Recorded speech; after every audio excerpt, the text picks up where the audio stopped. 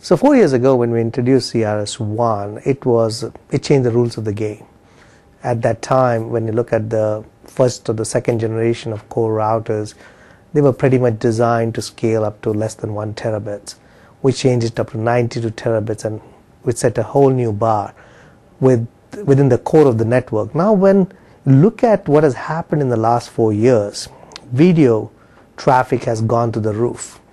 When you look at 40% of the internet traffic today is video, online video, 60% by 2012.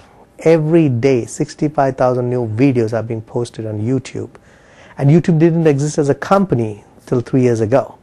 So we don't know what are the next set of services that's going to come, but you can bet on it, it's going to be all video related. Just like I'm blogging with you guys today, it's a new medium. And when you have these kind of high bandwidth applications, even when you look at YouTube, it's 300K streaming, high def camera comes along, you're talking about 3 to 4 times bandwidth per stream alone. And there are 2 billion videos already being watched on YouTube.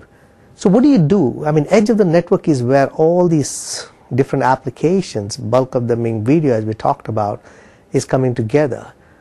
And that's where new innovation is needed. Just like how we did with CRS-1, with ASR 1000, we are seeing a whole different design of how the next generation of routers are going to be built. You start off first with the quantum flow processor.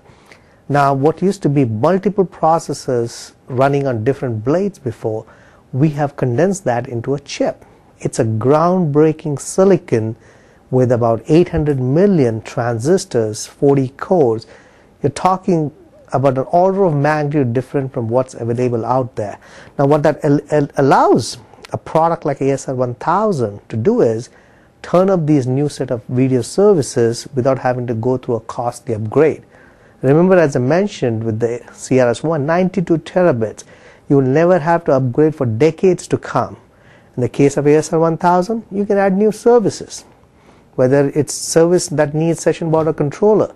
Now why would you need that? When you connect between different networks, video has to transfer between different networks, AT&T to BT. Session border controller can help at a performance designed for video, not for voice, because the first versions of SBC were designed for voice application. That is just one application that I just highlighted, which is done inside the chip alone, which gives the ASR 1000 the highest flexibility that you can think of. And the second thing is, and that's a collateral that comes with by embedding these services, is a smaller carbon footprint. When you look at a computation, for example, right, you have to stack up all these different session border controller, a switch, a deep packet inspection, and these are coming from multiple vendors, which becomes a problem for service providers because now they have to maintain these different boxes. And not only that, the reliability is as good as the weakest link. And the weakest link could be any of these 5 or 6 boxes you stack up. By putting all of them inside this quantum flow processor and the ASR 1000, we have pretty much eliminated a lot of these weak points or weak links. And that too, you are able to do that in a 2RU, which has never been done ever in the industry before. And that kind of gives you the entire flexibility that this ASR 1000 brings to the table.